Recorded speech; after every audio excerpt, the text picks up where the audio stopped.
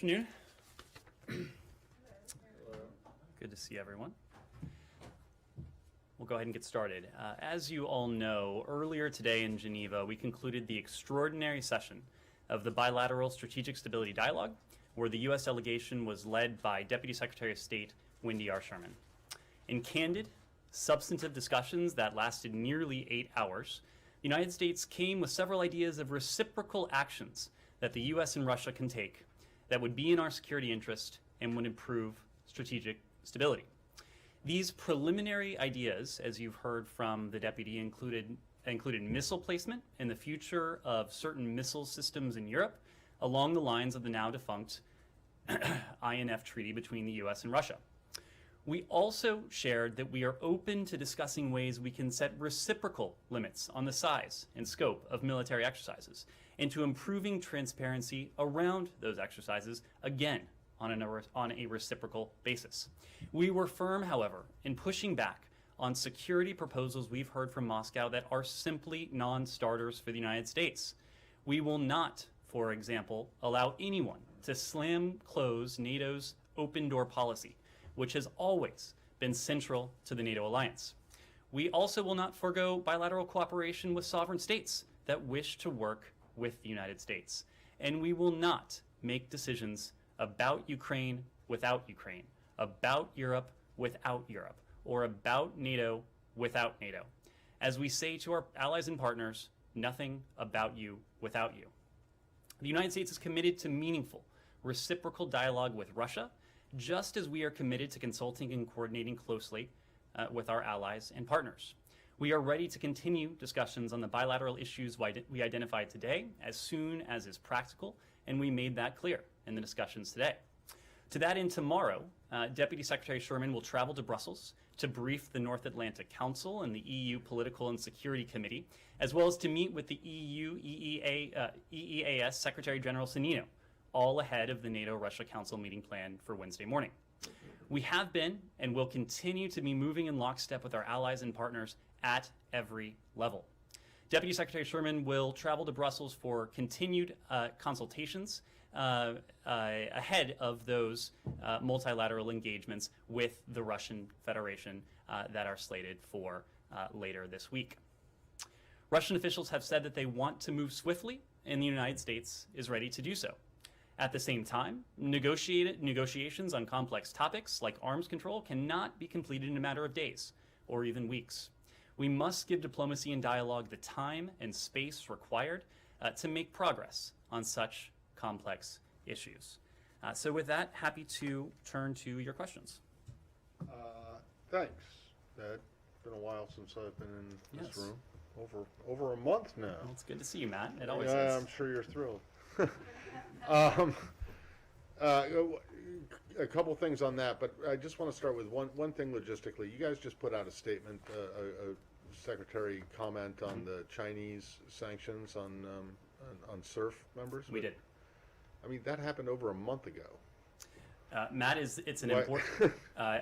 If it was that important, why didn't you react to it early? I'm just curious as to why it took so long for you guys to come up with a statement about it. Matt, I think you know it's an important message. The Secretary wanted to be very clear that we view these actions as just another attempt on the part of the PRC to intimidate, to suppress those who are putting forward. I'm just wondering why it took so long since this happened in December. Well, as you know, we often issue formal statements after the fact. We're always happy to discuss developments on a real-time basis, as you know. Let's go to the Russia talks. Sure. Two things. One, was there any agreement on anything, even to have another round of talks that was agreed to in this?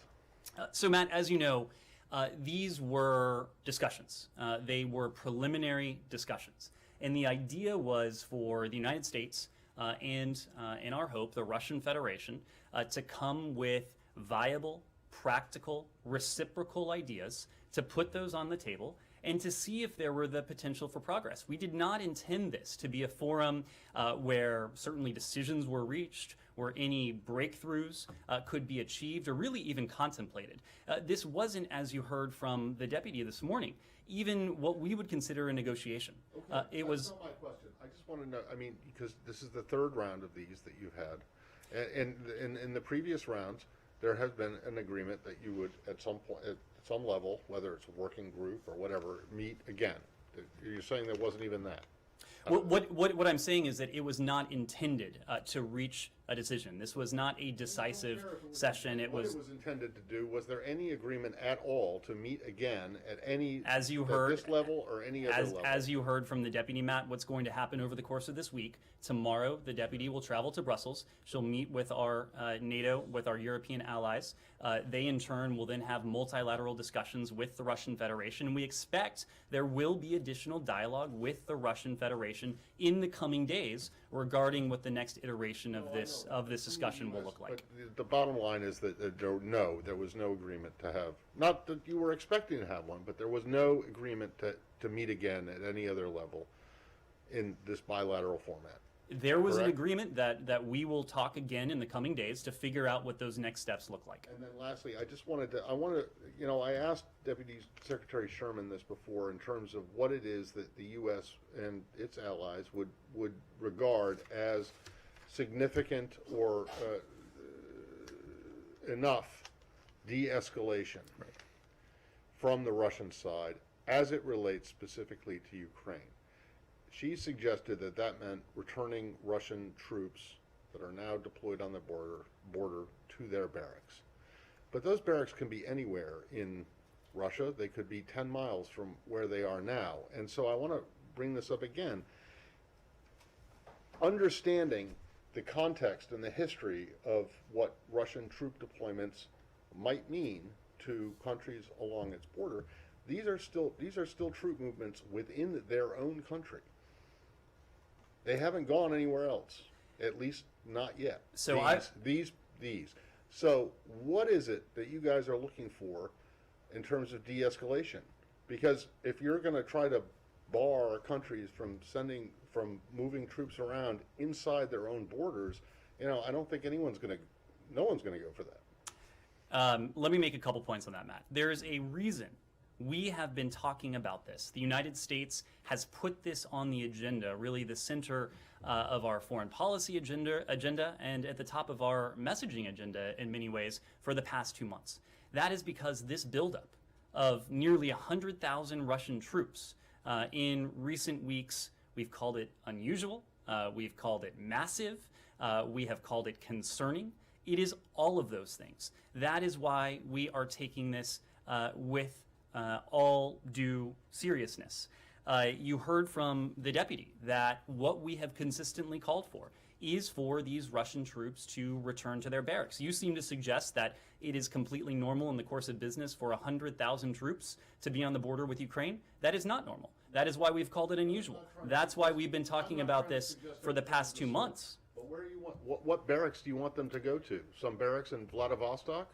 I mean, I don't understand it.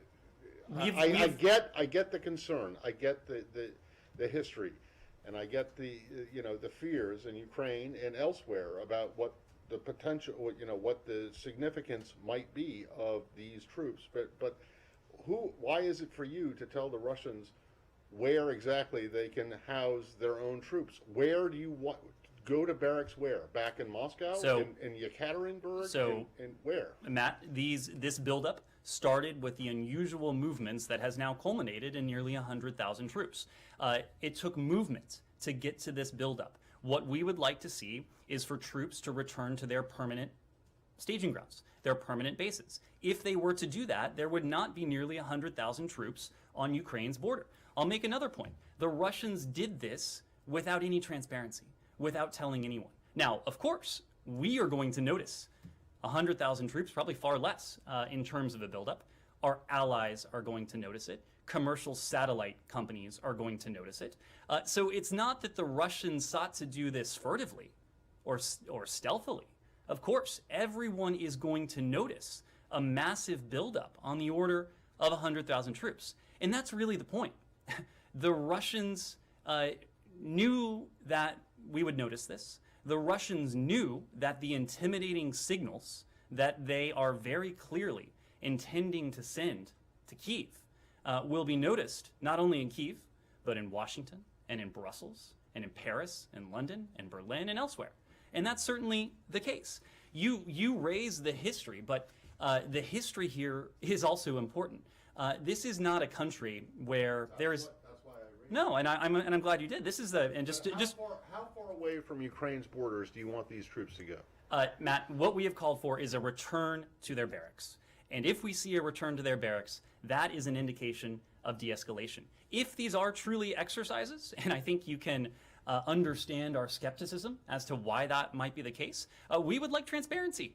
We would like to hear from the Russians what exactly it is they're exercising, why they're exercising on this scale, and when they intend to return to their permanent staging grounds. But just to finish the point I was making before, and the point you helpfully raised, is that this is a country that has a track record here. And we would be remiss not to point out that track record. As we speak today, there are Russian forces and Russian-backed forces on sovereign Ukrainian territory. As we speak today, Russia, as we've just discussed, has amassed tens of thousands, almost 100,000 troops on Ukraine's borders, and they've done so in a relatively short period of time. It was, of course, Russia that in 2014 sought to annex Crimea, instigated a war in eastern Ukraine, continues to fuel conflict there. It is Russia that over the years has invaded, has occupied, has fomented conflict against its neighbors and others. The list is long. I probably don't have time to go through all of them, but Ukraine, Georgia, Moldova, just to name a few. It is Russia that over the years has interfered in democratic elections, including our own, but of course not limited to our own. They have used extraterritorially chemical weapons. They have orchestrated cyber attacks. They've used energy as a weapon, among other tactics. So again, you'll have to pardon and probably understand our skepticism when we hear from the Russians that these are just exercises, that, as we heard from them today, that we shouldn't be concerned. We hear that. What we want to see are signs of de-escalation. And certainly a sign of de-escalation would be for these troops to return to their permanent bases. Simon.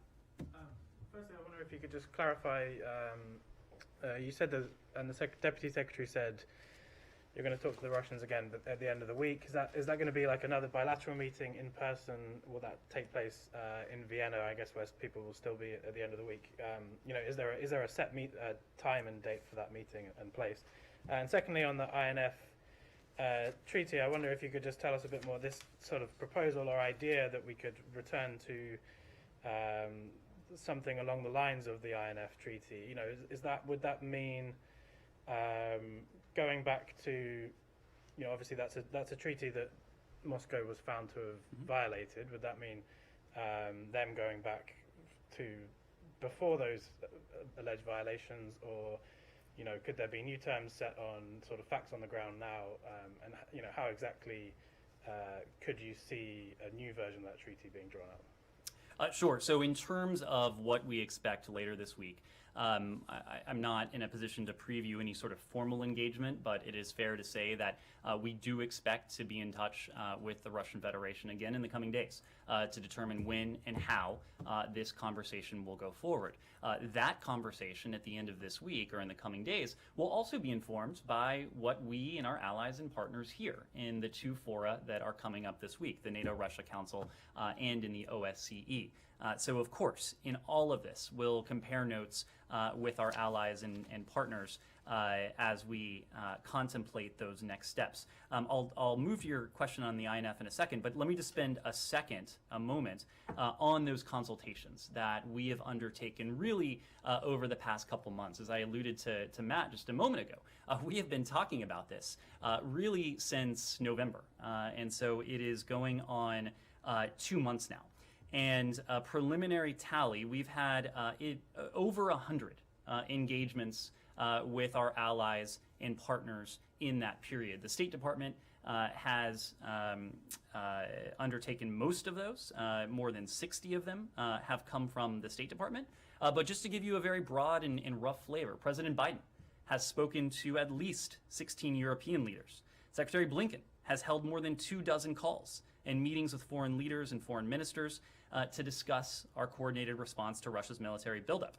He's also participated in meetings with the G7, NATO, OSCE. He's engaged the EU, and we will continue to do that. Secretary Austin has spoken with a number of his counterparts, and we are in regular, almost constant contact with our Ukrainian partners.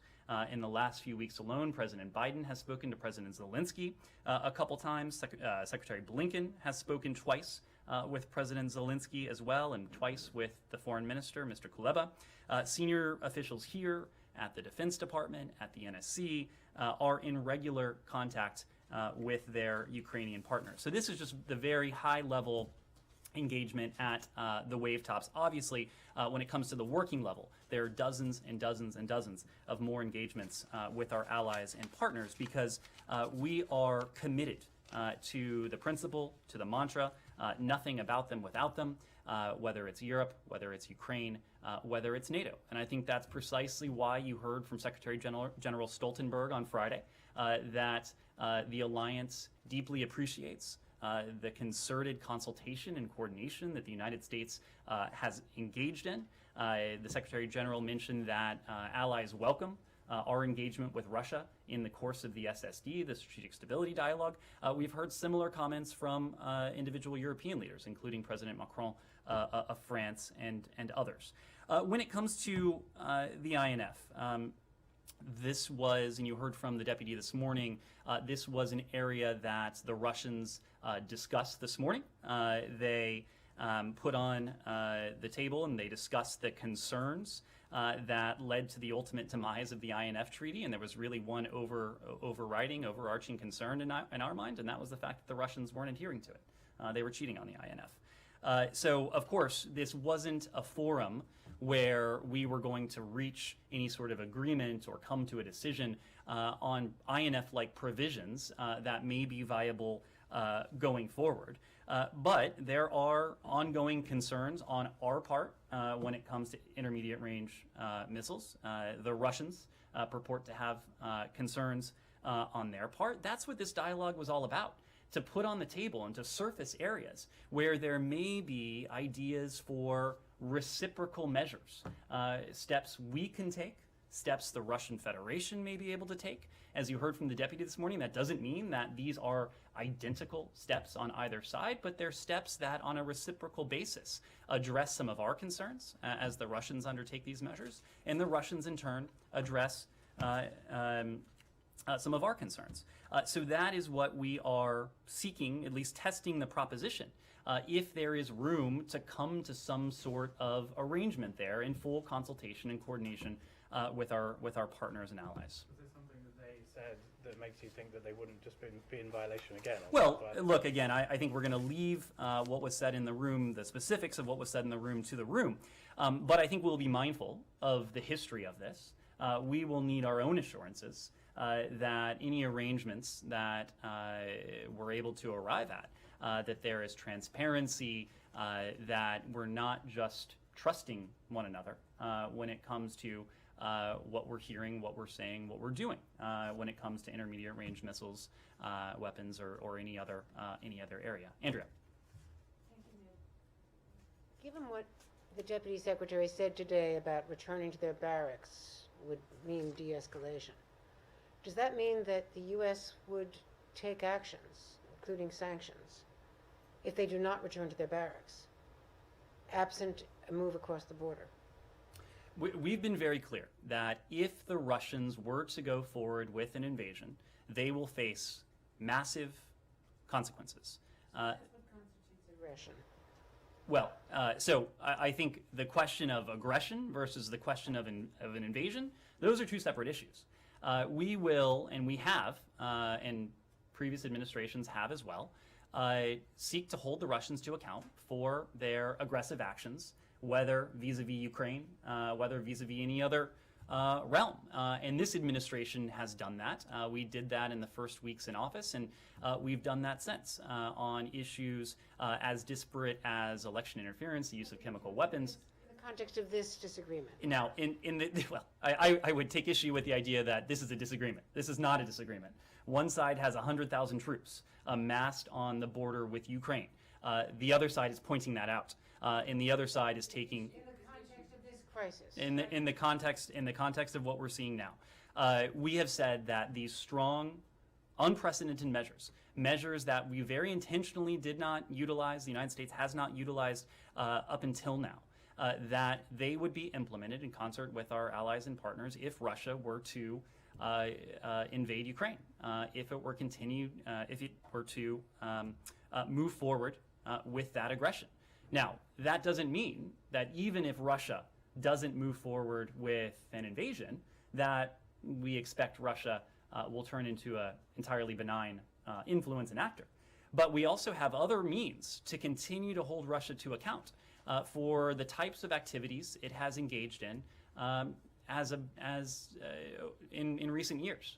But what we are talking about with these unprecedented, strong measures that we would implement together with our allies and partners, would be in response to a Russian invasion. So what actions are you prepared to take to get Russia to move the troops back from the border, de-escalate, and back into their barracks? Well, again, this is part of the reason why we're engaged in diplomacy with them, whether it's through the SSD, whether it is in the context of NATO, whether it's in the OSCE. The only point I would emphasize here, and again, we're not going to put our entire playbook on the table for reasons that I'm sure are obvious, but the only point I would make here is that we aren't talking about concessions. We aren't talking about unilateral U.S. steps or unilateral NATO steps or European steps. We are talking about reciprocal measures, meaning that if we were to do something, the Russians would in turn have to do something, whether it's in the bilateral context that redounds positively on our security concerns, in the European context, which redounds positively on the transatlantic security concerns, or NATO, or when it comes to Ukraine. So that's what we'll be looking for.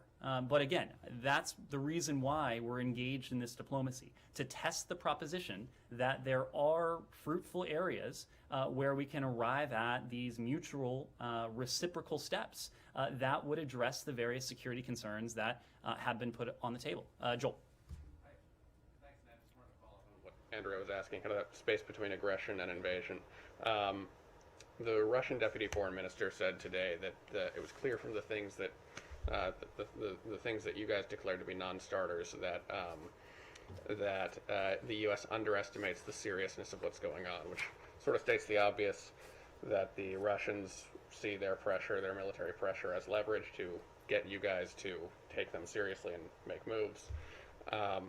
So I wonder, do you anticipate that they will take some further escalatory step to try to shape your behavior, and do you have any plan to take such a step of your own during the talks to shape their sense of the seriousness of what's going on? Because it seems like, I think this is what kind of we've been asking about, there's an asymmetry here where you have the leverage that you have and they have the leverage that they have, but it's much more convenient for them to use their leverage than the U.S. to use yours. So.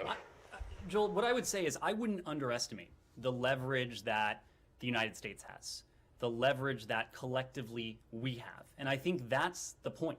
The United States has a lot of leverage when it comes to the Russian Federation.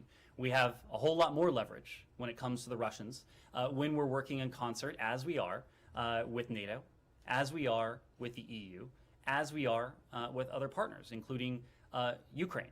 So yes, the Russians are the one with 100,000 troops on the border. But the transatlantic alliance in tandem with our partners, we have forms of leverage, many of which we have mapped out and we have discussed extensively in various fora with our European partners and allies and others that we're prepared to use. So the Russians, there may be the idea out there that the Russians are the only with leverage. I think that misunderstands what we have available to us and what we're prepared to do if the Russians aren't willing to back down. Are you going to do anything, during the talk, you've outlined leverage that you'll do if they invade. I'm saying, are you going to do anything? Because they seem to think that they can do things within the process that will change your behavior. Are you guys going to do anything practically, militarily, security assistance going, over the next weeks that will shape their risk perception? Well, one of the most important things we've done is to make very clear what the consequences will be. And of course, that is, part and parcel of our communications. But it is also part of our strategy of deterrence. We have not shied away from the fact that the Russians will face these consequences if they go forward. And that is to make very clear that we are serious about deterrence. We are serious about defense. So we have talked about the sanctions and economic measures that we're prepared to implement together with our allies and partners. We have talked about the defensive support that we are prepared to provide Ukraine above and beyond what we are already providing to Kyiv. And this year, we have provided more defensive support to Ukraine than any year since 2014. And we've also talked about the measures we are prepared to take to reinforce the eastern flank of NATO. These are all steps that we have made public. We have undertaken, as I alluded to before, a great deal of consultation and coordination in private to discuss specific measures that would impose unprecedented costs on the Russian Federation, all with an eye towards deterrence and defense. Kylie. So just kind of to go back to what Andrea was saying, I'm just wondering if the U.S. and allies are considering sanctions as a deterrent if Russia doesn't de-escalate. Kylie, we believe that diplomacy has the means to de-escalate and to diffuse the situation. That's why we're engaging with the Russians together with our allies and partners in the SSD, in the NRC, the NATO-Russia Council, in the OSCE PC. We wouldn't be doing this otherwise. We've been very clear. This is our preferred course, to find a way diplomatically to address the security concerns that the United States, that NATO, that Europe, that the Ukrainians have put on the table, and to see if there are ways on a reciprocal basis to address some of the concerns that Moscow has put on the table. We've been very clear that, and the Russians have been very public about the issues they have raised in their two treaties. We've been very clear that there are some areas of potential overlap when it comes to our security concerns and theirs. We've also been very clear there are areas that are non-starters for us. And so the point of today, the point of Wednesday, of Thursday, is to determine if there is enough in that Venn diagram of overlap for us to make progress going forward on a reciprocal basis. Now, again, I don't expect any breakthroughs will be reached on Wednesday. I don't expect any breakthroughs on Thursday. This is the beginning of a diplomatic process. We welcome the fact that the Russian Federation is taking part in this dialogue with us. We think it's important. Again, it is our preferred course, and we believe it's a viable course, and we're testing that now. Did Paul Whelan and Trevor Reed come up at all in the discussions? I will get back to you on that. As you know, we consistently raise the case of Paul Whelan and Trevor Reed when we have high-level discussions with our Russian counterparts. Their safe return, we have no higher priority when it comes to our engagement on that. John. There does seem to be something that Ryabkov agrees with you guys on after the readout, which is that you didn't offer concessions, and that there is not, and that's a big problem from their perspective. That their concerns, their gravest concerns, NATO's open door policy, were not taken seriously by the United States.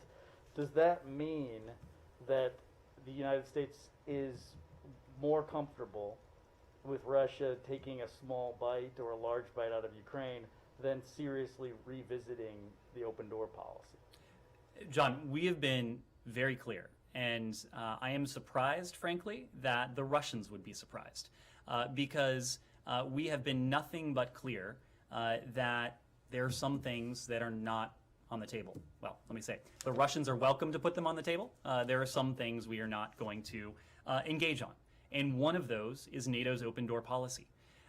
This is about one of the founding elements of the alliance, namely the idea that any country can aspire to meet the criteria by which admission to NATO can be granted. It's in the founding charter of NATO. It's been underscored and reiterated ever since. And the Russians, too, have at various times agreed to this same principle. So there is no going back on that principle. There's no going back on it because it is written into NATO as an alliance, but there's also a bigger point here, a larger point here. And in some ways, it's a point that is larger than NATO. It's larger than Ukraine. It's larger than any international organization. It's larger than any one country. And that is the idea that no country, no matter how big, no matter how powerful, no matter the size of their arsenal, no matter if they have nuclear weapons, no country can be in a position to dictate the foreign policy of another country. No country, no matter how large, can bully or intimidate or seek to change internationally recognized borders of another country. These are basic tenets of the rules-based international order. And if we allow them to be eroded in this context or any other context, and we've talked about them here, we've talked about them in the Indo-Pacific, it undermines the entire system upon which the international system has operated for the past 7 or so decades. It undermines this system that has afforded really unprecedented levels of stability, of prosperity, of security the world over. So that is why we are making such a concerted point about this. Ukraine is incredibly important. Ukraine is a close partner. But what the Russians are seeking to do in this context, it's about more than Ukraine. It's about what underpins the international system. Will. I just want to follow up a little bit on John's question, because clearly NATO's activities are the big concern of Russia coming into this, and they're looking at Sweden, where Secretary Blinken just been, which has never worked more closely with NATO. They're looking at Finland and the F-35s. They're looking at Ukraine, which they call a de facto NATO member. And what I'm wondering, I guess, is looking ahead to the Wednesday meeting, is there anything, obviously that's a red line in terms of NATO member inclusion, but is there anything else NATO could do or would be willing to work with the Russians on that could provide some kind of gain or some kind of basis for agreement on what is their biggest basket of issues? Do you exclude that? Well, as you know, these are questions for NATO. Of course, the United States is a member of the alliance, a proud member of the alliance. The Secretary took part in the extraordinary NAC, the North Atlantic Council meeting ministerial on Friday, where the ministers came together along with the Secretary General to talk about what this session on Thursday on Wednesday, will look like. So I will leave it to NATO as an alliance to speak to how they're thinking about this. It is not for the United States to speak to that ourselves, but we are, of course, engaged with NATO as an alliance. The Secretary took part in that meeting precisely so that we can ensure that all 30 NATO allies are on the same page going into this set of discussions with Moscow on Wednesday. Ben. You said there are some things which are not on the table, but then there are other things which are now on the table, such as limiting NATO and US exercises. And so it seems to me that those weren't in consideration before Russia's aggression. They are being given, in a sense, as a concession to their aggression, if something is agreed. And I wonder what message that sends to anyone else who wants to just go out and make concessions and get concessions from the US. Ben, to be very clear, we are not talking about concessions whatsoever. We are talking about seeking elements, seeking ideas, seeking proposals that are in our the collective we, that are in our security interest. So again, these are not things that we would do unilaterally. These are not things that we would do in an effort just to get Moscow to back down, just to get Moscow to return its troops to their permanent bases. These are things that ultimately would redound in favor of our collective security. And there are areas that are potentially ripe for that. And you're right that we've talked about a few of them. Missiles is one. Reciprocal measures of transparency around exercises, for example, and then broadly arms control, including strategic and what are called non-strategic nuclear weapons. So these are at least a few of those areas. There may be other areas, but to be very clear, these are not concessions. These are not favors. This is not with an eye to inducing Moscow to back down. These are measures that we would take for our security, for our collective security. You agree they wouldn't have been on the table had Russia not started this whole crisis? No, Ben, to give you one example, there were elements of the INF Treaty that were certainly to our national security interests, in the national security interests of NATO, of our European allies, of our partners. That's what we're talking about. We would have liked to speak to those areas even before this. And in fact, that's the point of the Strategic Stability Dialogue. I think the broader point here, the Strategic Stability Dialogue has met twice already. It met in July and it met in September. This was a forum that President Biden and President Putin agreed to put together well before Russia moved tens of thousands, nearly 100,000 troops to Ukraine's borders. I think that speaks to the fact that arms control is something that we do wish to engage Russia on. It is an area that will have a positive impact on our collective transatlantic security. So even in the absence of what we're seeing now on Ukraine's borders, yes, it would be in our interest. You would have discussed limiting NATO and US exercises had this Russian aggression not taken place. Ben, what we're talking about is transparency. And what we're calling for now is transparency from the Russians. There are conventional forces in Europe treaty, for example, that has measures of transparency built into it. Those are areas that will always be welcome if they are arrived at on a reciprocal basis. If the Russians adhere to the transparency requirements, they will have a willing partner on the other side, whether it is the United States, whether it's NATO. We believe that transparency, that confidence building measures, that arms control measures as well, all of these things work to our benefit. And we are always looking for ways that we can advance these causes. Yes, Barbara. Just a detail. Have the Russians raised concerns about your transparency or about the transparency of the United States in military exercises? I mean, do they feel this is something they can gain from if you're obviously wanting transparency from them? Do they feel they're not getting enough transparency from you? I would leave that to Moscow to. Because they obviously have to see a result for themselves if you feel that this is something that I would leave it to Moscow to characterize how they view our transparency. What I will say for our part is that transparency, confidence building measures, arms control provisions, all of these things have the potential to work to the advantage not only of the security of the transatlantic alliance, but also global security. These are things that have the potential to be in our interests. These are things that may have the potential to be in the interest of the Russian Federation.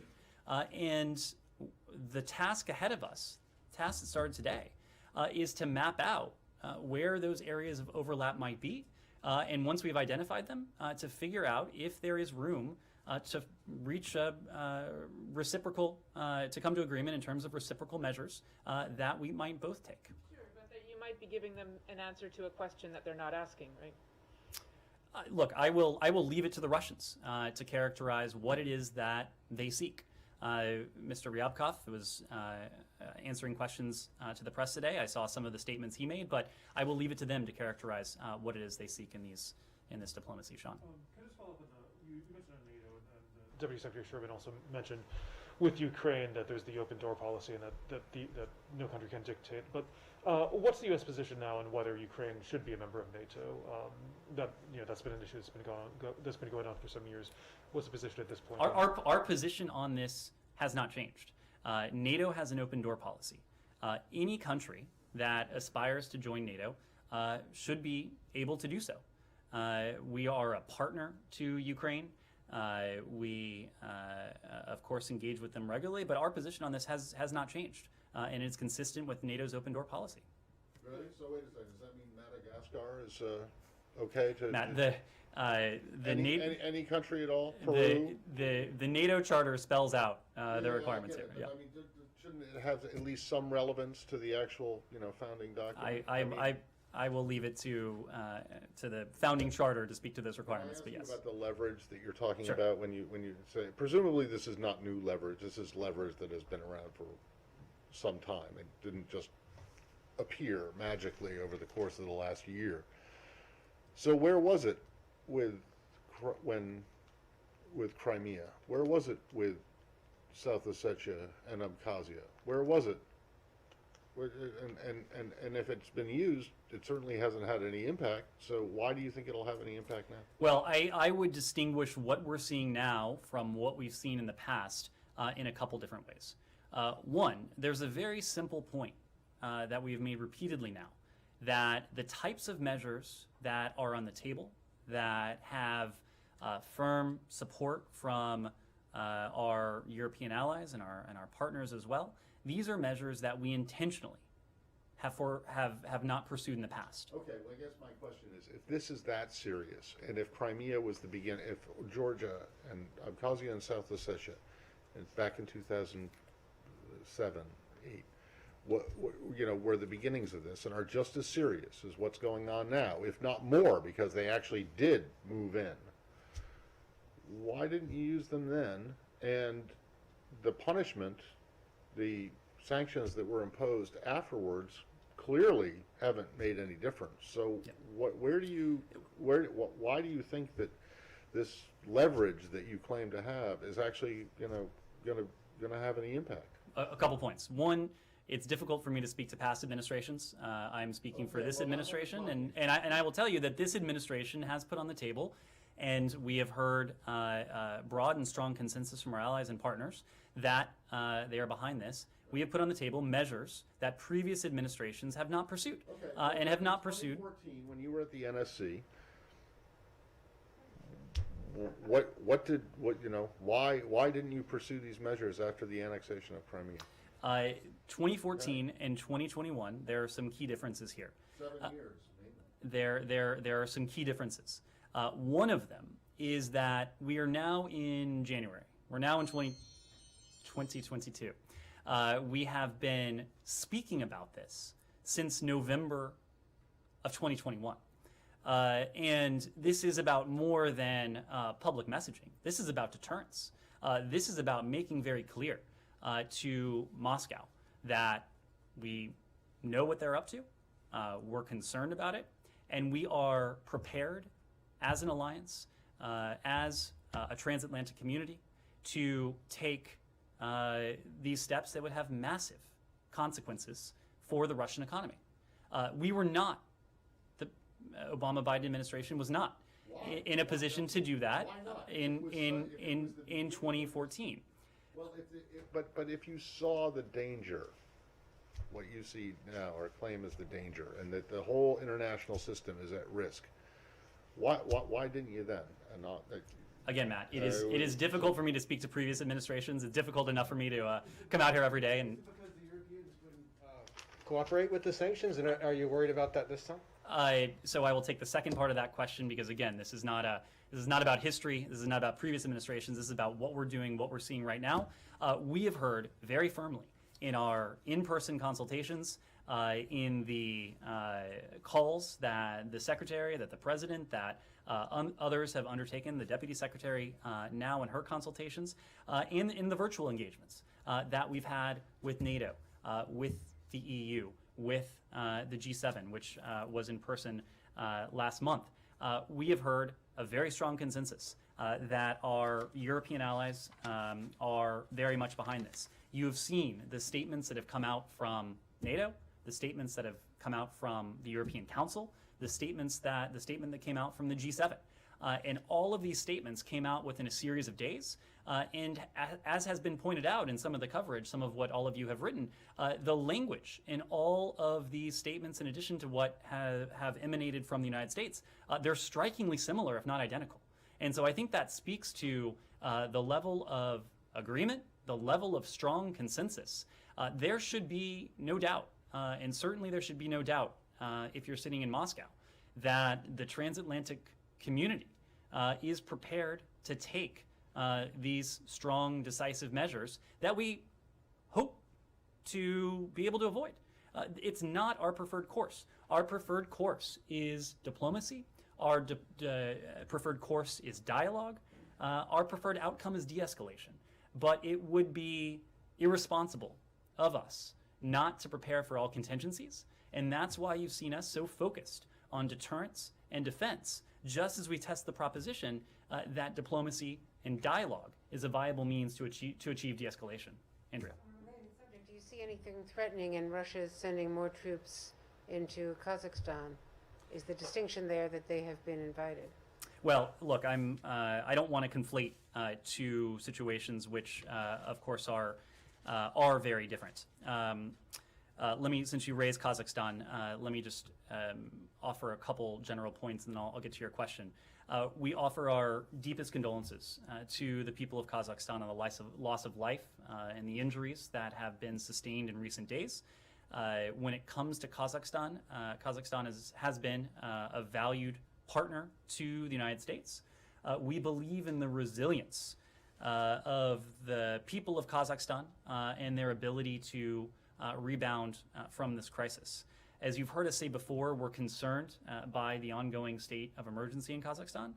We understand that a significant number of civilians have died in the fighting. We've seen some of those tallies emanate today from the health ministry. We remain concerned about the potential loss of life and the possibility of human rights abuses during security operations, and we call on the government to exercise restraint, including, as you heard from the Secretary yesterday, to rescind the so-called shoot without warning order to protect the people of Kazakhstan and to restore order. We also understand that approximately 8,000 people have been detained. There, of course, should be consequences for those found guilty of violence and rioting. But we call on authorities to respect legal protections and fair trial guarantees for those facing such charges. And we urge the release of any who were detained for exercising what is a universal right, for exercising their right to freedom of expression and right to peaceful assembly. As you know, the Secretary spoke to the Foreign Minister on Thursday. He reiterated our full support for Kazakhstan's constitutional institutions and the importance of respecting human rights and media freedom. He also urged the Kazakh government to undertake a rights-respecting resolution to the crisis that includes restoring internet access so that the people of Kazakhstan can have access to independent news sources and access to a broad set of information. Now, when it comes to the deployment of the CSTO and the CSTO forces to Kazakhstan, I believe I said this on Friday, but we have questions about the nature of this request. We have sought to learn more about it from the Kazakh government. We call on the CSTO, collective peacekeeping forces, and law enforcement to respect human rights and support a peaceful resolution, and importantly, to depart Kazakhstan when the government of Kazakhstan requests it. Just one quick follow-up. Yep. During that conversation on Thursday, did the Secretary express any concern about the presence of the Russian troops? If I recall the chronology correctly, Did he ask that they not go in?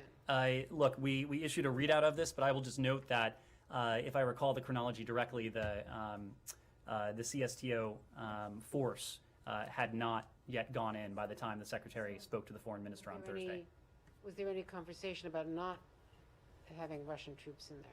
Well, you have heard us speak to the questions we have.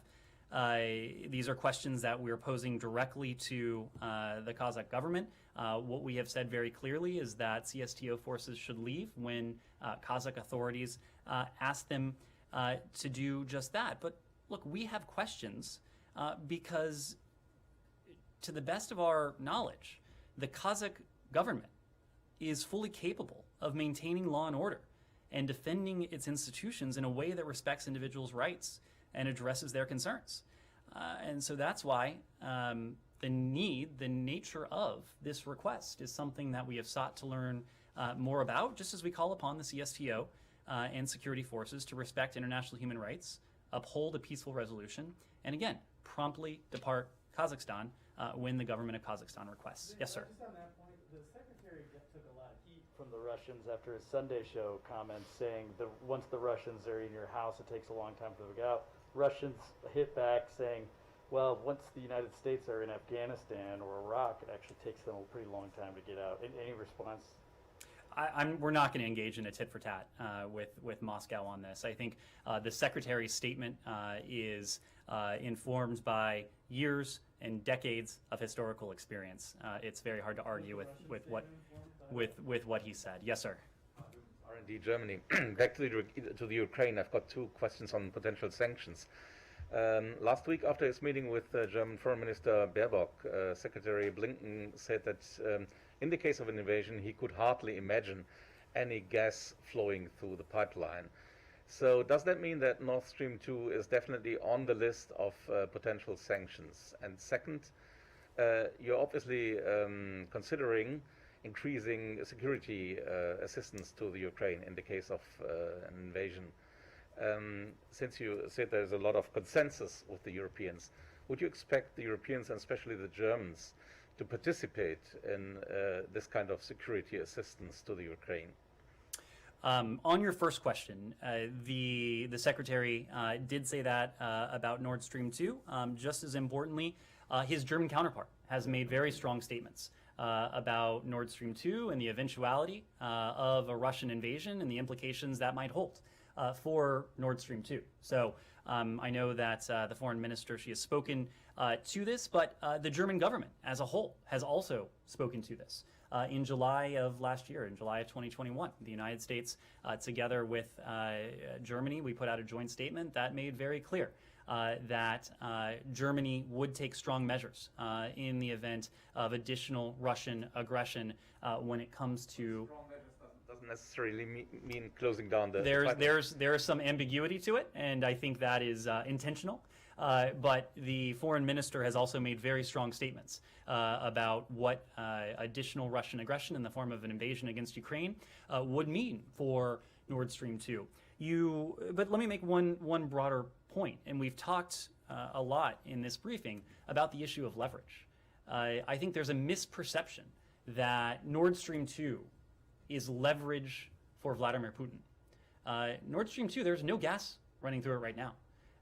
And you have heard various statements, including from the German foreign minister and others, that would call into question the viability of a fully operational Nord Stream 2 if the Russians were to move forward with an invasion against Ukraine. So when we talk about the sources of leverage that we have, and we've talked about them in the abstract, we've talked about some of them specifically, certainly Nord Stream 2 has the potential to be an important source of leverage.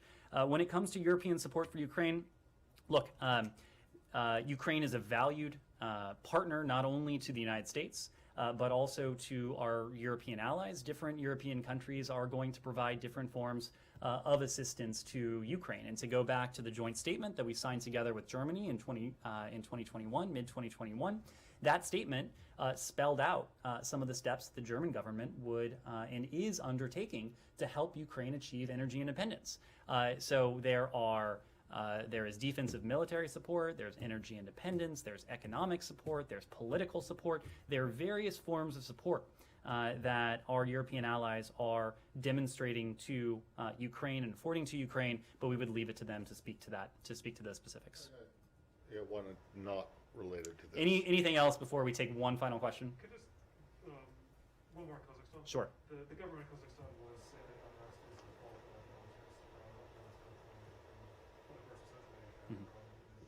Does the U.S. see those? We've seen those reports.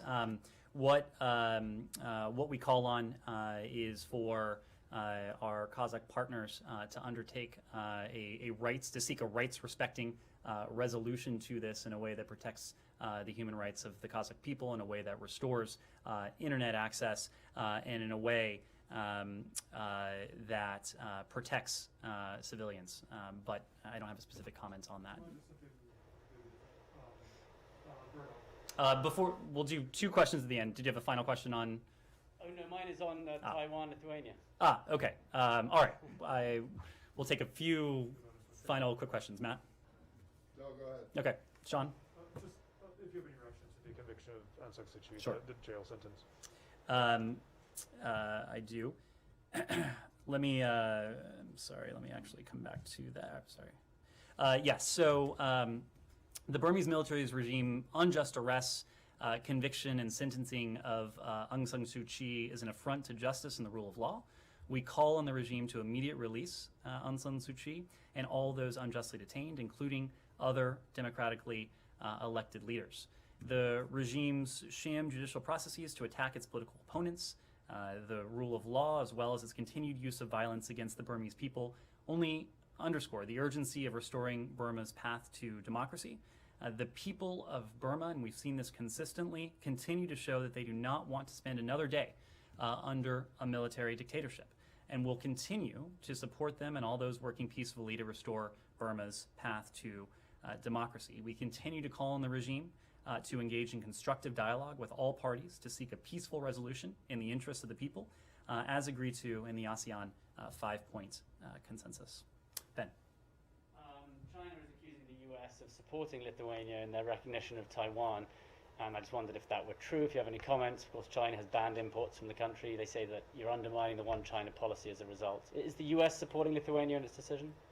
Well, look, this was a sovereign Lithuanian decision, but we've always said that we welcome steps by Taiwan and Lithuania to deepen their cooperation, including through Taiwan's opening of a representative office in Vilnius and Lithuania's plans to open a reciprocal office in Taipei.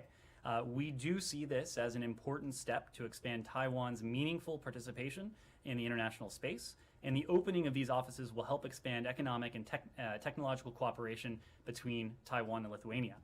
Lithuania, as you know, and relevant to the broader conversation here, is a valued NATO ally. It's a partner as well for the United States across a range of issues, including our strong ties across the economic and defense realms, and in terms of the promotion of democracy and human rights. We reaffirm our support for Lithuania, and we're working to expand and deepen our already robust bilateral relationship. One final question, Joel? Yeah, sticking with NATO, Denmark's foreign intelligence chief Lars Finsen has been arrested. According to Danish media reports, the charges involve leaks of highly classified material. Have you received any kind of briefing or consultation? Is there anything going on, any conversations underway to see if any U.S. or transatlantic equities were affected in these cases? I would refer to our Danish authorities to comment on that, and as you know, we don't comment on matters of intelligence. Matt, yes.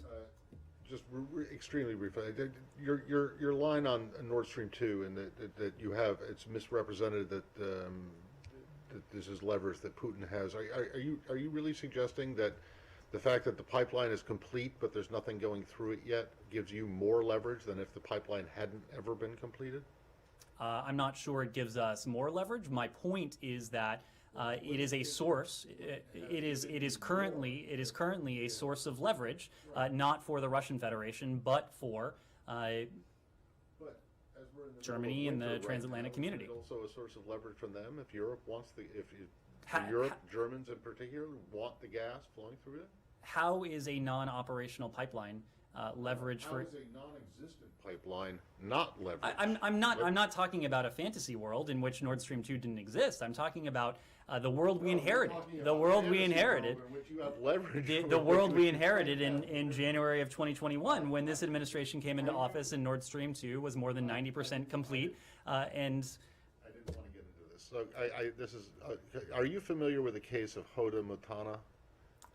This is a woman who went and joined ISIS back in 2014, right? And she was trying to get back into the country. She was born here. She had a U.S. passport.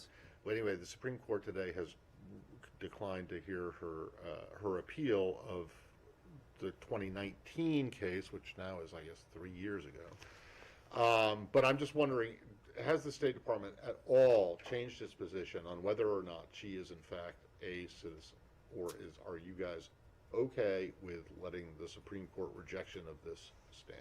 I am not immediately familiar with the implications of the Supreme Court ruling today, but we'll get back to you on that. Thank you all very much.